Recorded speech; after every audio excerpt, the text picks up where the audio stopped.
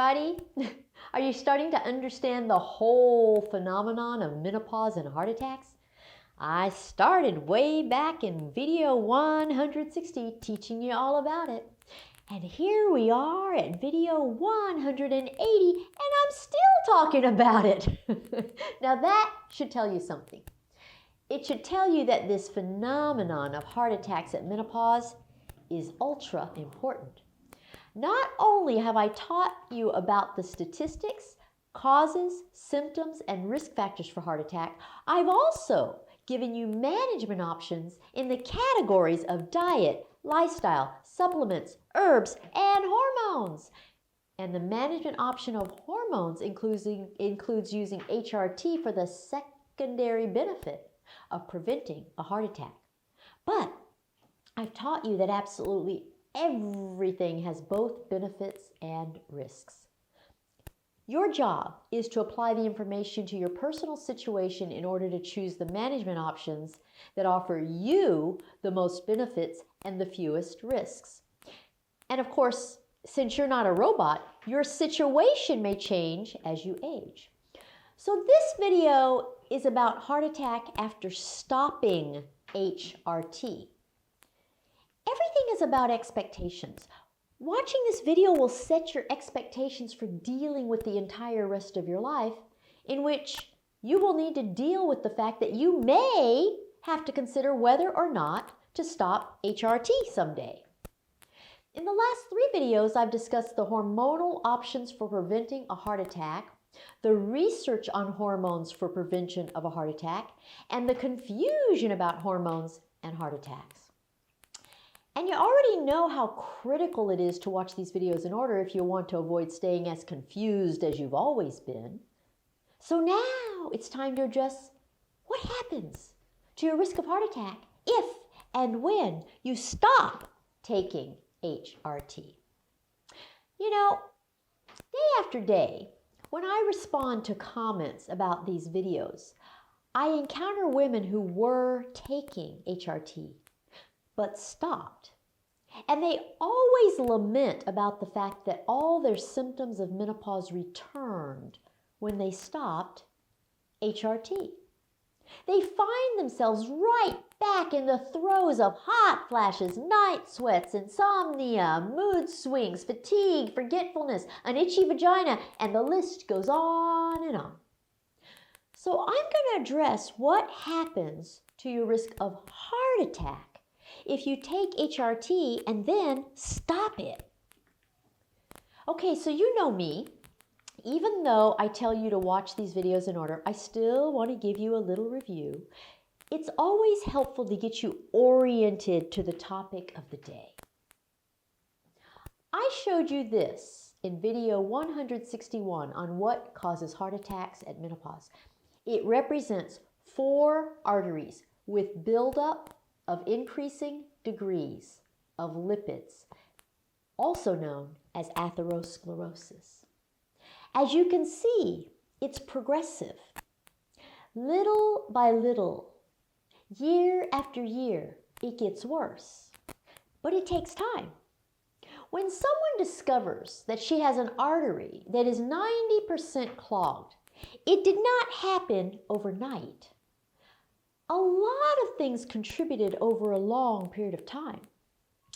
And as you've seen in video 167 on how to know if you're at risk for a heart attack, there is a long list of risk factors that contribute to clogging your arteries. Here's that whole list of risk factors yet again.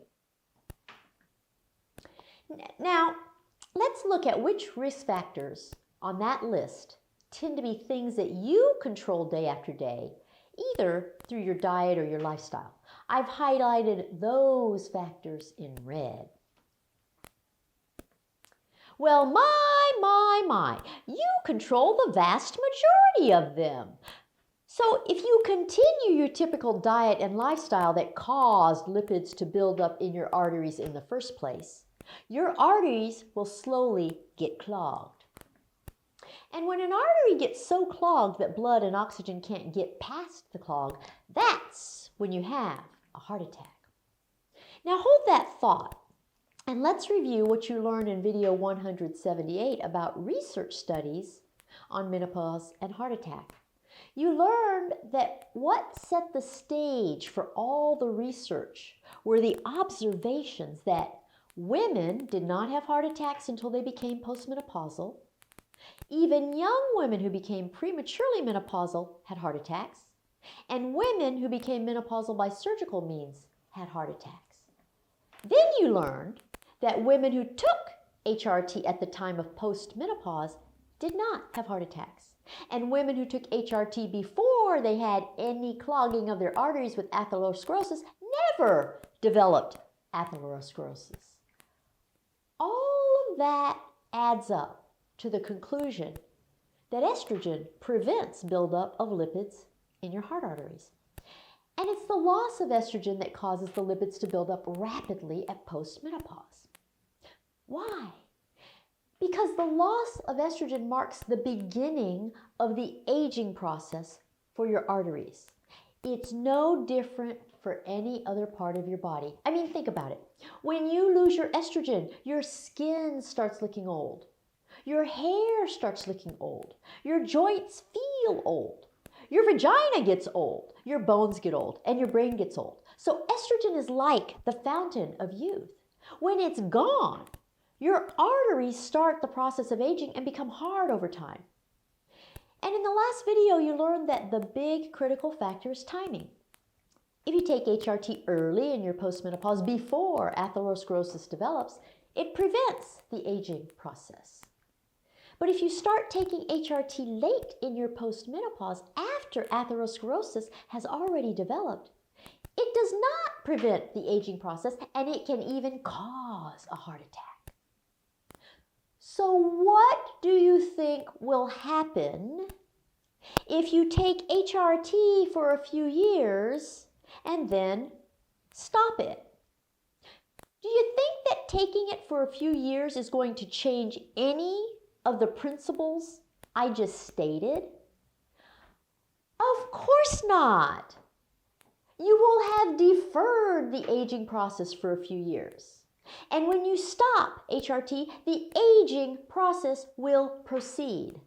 So you may have postponed a heart attack. But to think that you've made yourself immune to a heart attack is just pure fantasy.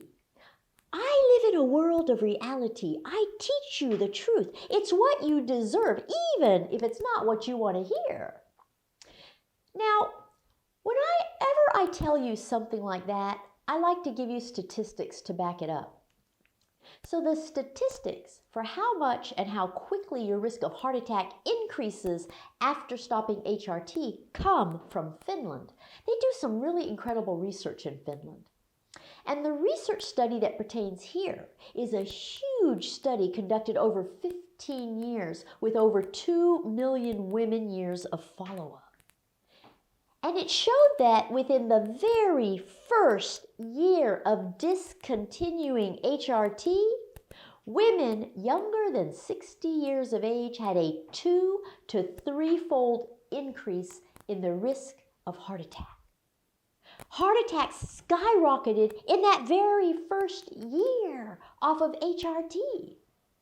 So this is not something to take lightly. The risk of heart attack is fast and significant as soon as you discontinue HRT.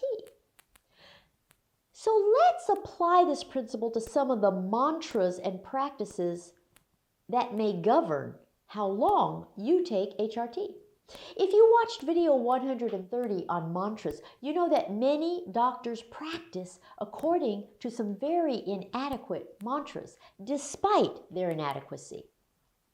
So let's see how well these mantras serve you in the context of HRT and heart attacks. One of the most common mantras is, take the lowest dosage of HRT for the shortest period of time. This mantra is very common among all doctors who are not menopause specialists. They just don't know any better. There really are two parts to it. I'll discuss them separately to see how well they serve your desire to prevent a heart attack. The first part is, lowest dosage. In videos 85 and again in video 177, I taught you about the minimal necessary dosage of estrogen to prevent a heart attack.